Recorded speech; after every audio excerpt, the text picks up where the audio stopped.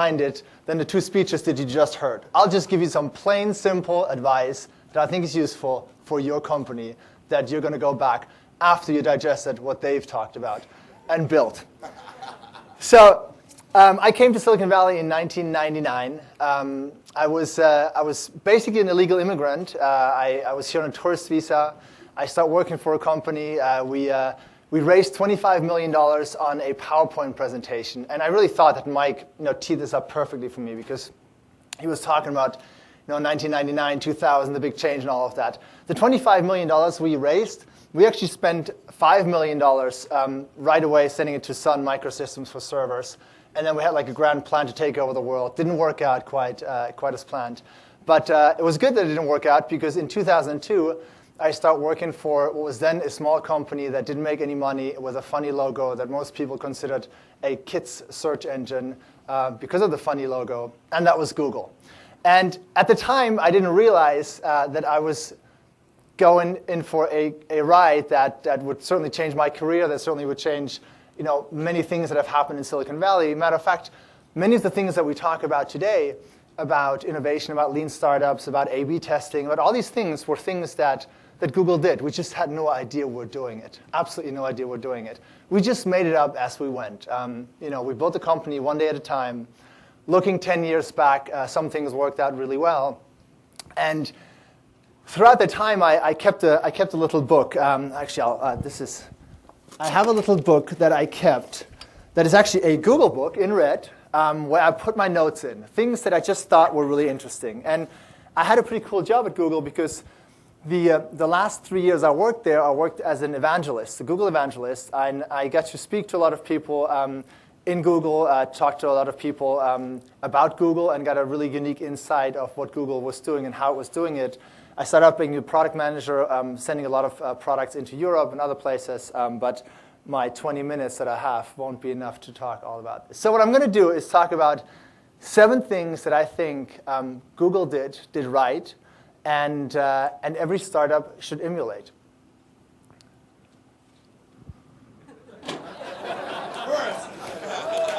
The union shut off the power. There you go. That's right. That's right. So, by the way, so you can certainly tweet and all that. I don't have my email up here. I just realized this when Mike had his up. I'm just thomas@angelpad.org.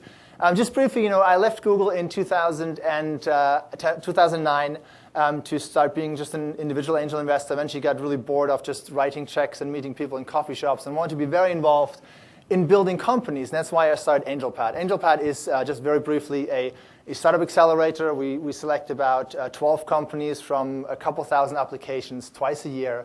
And we spend a lot of time with them in the same office in San Francisco and in New York. By the way, all the pictures that you see is just one giant slideshow of all the fun that we have at AngelPad. So if you do have companies, or if you do fund companies, you tell them how cool AngelPad is and send them my way. One of the things that struck me the most is when I arrived at Google, and Google had this notion of GPSs, Google Product Strategy Meetings, which was usually on Tuesdays, all day. Larry, Sergey, and Eric would sit in a room, and product managers kind of would come in. You would have 15 minutes with them, and you would present things. You would ask for things. You do the whole shebang to get the approval from the boss. And everything that I've learned to that point.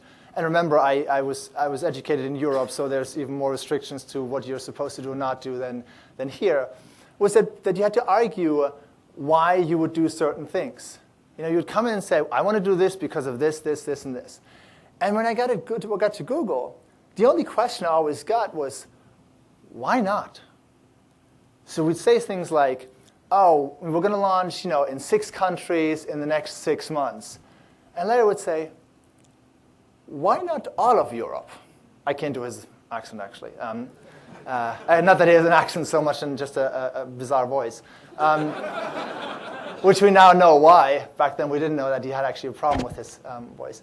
But they would always ask, why not? Larry especially would just ask you, why not the whole time? And I do that today with the startups that are at AngelPad. Many times I ask them, why not? And then they would tell me, oh, we can do this and this, and we can, why not? Why not do more? Why not go faster? Why not break the rules? What is holding you up? It's only our own our own perception of what we can and should be doing that limits to what we can be doing.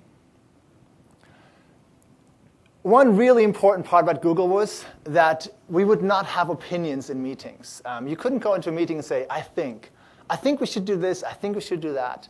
It was all about data. And data really we found in every place. It's easy to say now, oh, just look at the data and everything would be told. And today you have A/B testing and multivariate testing and all that, and you can actually look at a lot of data.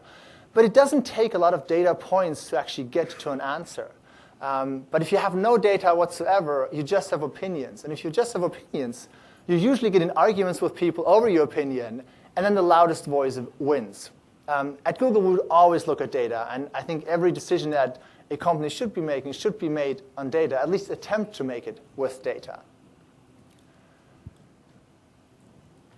When I arrived at Google, my first boss was Jonathan Rosenberg. And if you have time some Sunday afternoon when you don't know what to do, Google Jonathan Rosenberg and look at the YouTube videos that you see about him giving speeches. He was the vice president of product. I think he just left recently, but he was there forever. It took Larry and Sergey 2 years to actually hire him. They interviewed him literally over a 2-year period trying to hire him. Eventually, they did hire him. And he would always say, there is no such thing as over-communication.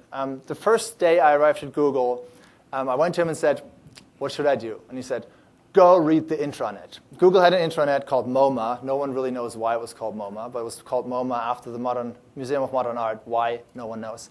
And everything was on there. Everything that you wanted to know about Google, everything that you wanted to know about anything that was going on with Google, any trip anyone has ever taken, there was a trip report on MoMA. So you would find every single possible information you would want on the company. It was radical transparency. And Google really had that until very late, until way past the IPO, that most employees had access to a lot of information. Some of the financials were hidden as the company was going public. I'm sure the lawyers told them they can't do that anymore. But one thing that happens is when you over-communicate and when you put all the information out there and you make all your decisions on data, is that people starting to trust you a lot. If you put trust in your employees that you will give them all the data, you will share all the information, they usually don't abuse that trust. The question I often get at this point is, how can a company share everything? How can a company be completely transparent? And the answer is, if you are, you'll be surprised how much of that is actually given back to you, and people are not breaching your trust with communication. Ask for forgiveness, not for permission. I think that is one thing that as startup founders, as Silicon Valley, we need to do more of. We're already doing it more than the rest of the world, but we need to do even more of. Now, when you think about Google Books, the idea was that you would scan books and you would basically give them more or less for free to the rest of the world. And obviously, people weren't too happy about that, and it took years to actually settle those issues. But before that, Google would scan catalogs. And no one was worried about the Williams-Sonoma catalog being scanned and put online and distributed to everybody. That's why they actually built the technology that became Google Books. And when you think about today, companies like Uber, who's been coming up 5 times already this afternoon, but Uber didn't ask for permission. They didn't go to the taxi commission and said, hey, we have this idea, we want to do this and that. They just did it. They broke some rules. They didn't break really laws, from what I understand, but they certainly stretched some of the interpretation of the laws. And I think as startups, you can fly under the radar for a very, very long time before anyone cares about what you do. So if you have any regulations that, of course, don't get you into jail, but any regulations that you should be obeying by, and your lawyer is telling you, you can't do this, you can't do that, just ask them why not.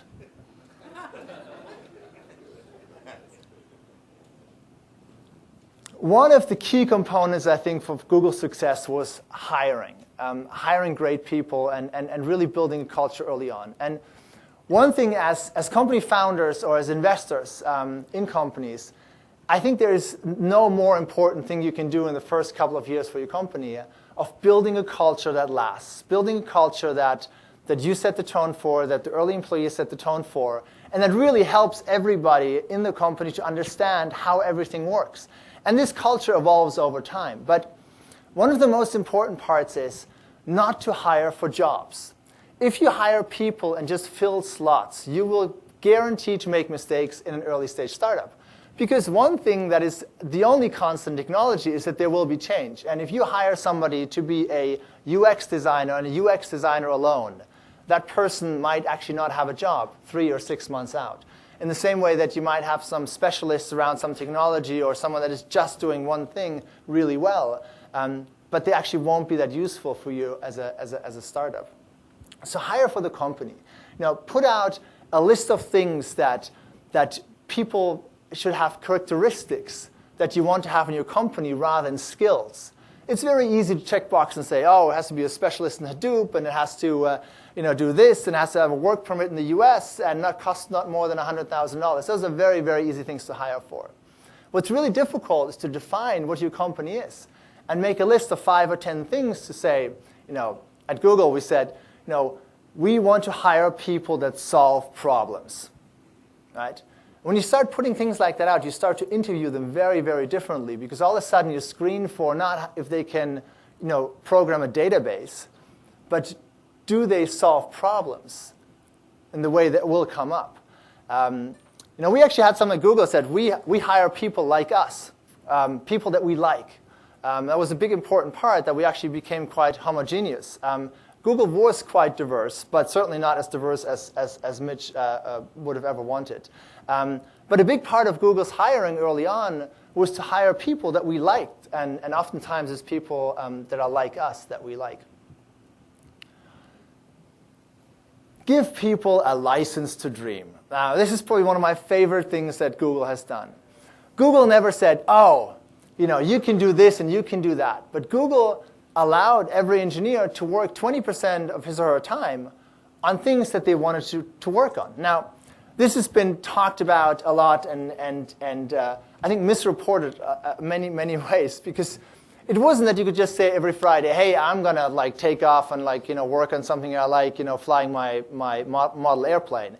It always had to do with around what Google was doing. So you would work on something that you were excited about, had to do around technology. It was also not as rigid as every Friday, and it turned out that it really wasn't 20% most of the time that you worked on these things. But what it was a permission from the company to do things that were outside of the normal scope that you were doing. And when you start letting people, really smart people, do things that are outside of the scope that you want them to do, they actually come up with really, really cool stuff. And Google gave that license to dream, which is really key ingredients for innovation. In 2005, Marissa Mayo, who was at the time running the consumer products at Google, was doing an analysis because people actually started to question this. 2005 was, Google was public for, not very long, a year or so, half a year, I forgot. There was starting to be a change in the organization, right? And it was like, well, there's 20%. How can we justify that? And Marissa looked at every product that was launched in the last 6 months of 2005. And it turned out that 50% of the products were built in the 20% time. So effectively, rather than saying you're losing 20% of your productivity, it ended up that the vast majority of products were actually built during that time. Think money last and user first. When you build an organization, when you build a company, many founders are very preoccupied, especially outside of Silicon Valley, of making money. And now, this doesn't read, don't think about money. It says, think money last. Most companies, the way we build them in venture-backed organizations, and venture-backed companies, if you solve a real problem, if you satisfy your users, if you do the right things, they will come back. Because in today's internet, in today's economy, in today's next mobile app is just one click away, or deleting the app is just one 2-second hold on the app. You will lose a user very, very quickly if you don't do the right things. But what you can be sure is that if you do the right things, you will make money with that user in very, very different ways that you can possibly imagine. One very, very common misperception was that Google was built under the premise of, oh, we're never going to make money. We don't have to make money. We'll build this cool technology and we'll figure the rest out. It's absolutely not true. Matter of fact, Sergey In 1999, when everybody was losing money, he was joking and said, "Oh, I try to be different from the other guys." He couldn't get dates, so he wanted to be different. He had to have like a unique angle, and he would analyze like what everyone says and how he can be different to differentiate himself. And one way to come up with this is that he's not a money-losing director of a company, but a director of a money-making company. So in the DNA of Google, we actually had the idea of making money built in very, very early on. We used to say that, build the cash register early. Think about how you will be making money on day one. Doesn't mean that you have to make money. Doesn't mean that you should build your products around making money. You always build the products and the company around serving a user, making somebody happy, and retaining that user or customer. But you will make money with that afterwards. And with that, I will have a shameless plug for AngelPad. AngelPad is unique. AngelPad is a place where a very small group of founders come together every 6 months to build truly outstanding companies that have a lasting impact and that have very, very big outcomes. There's actually a whole group gathered around here that you can all quiz about what AngelPad is all about. But with that, I want to open up for at least a few minutes of questions. Absolutely.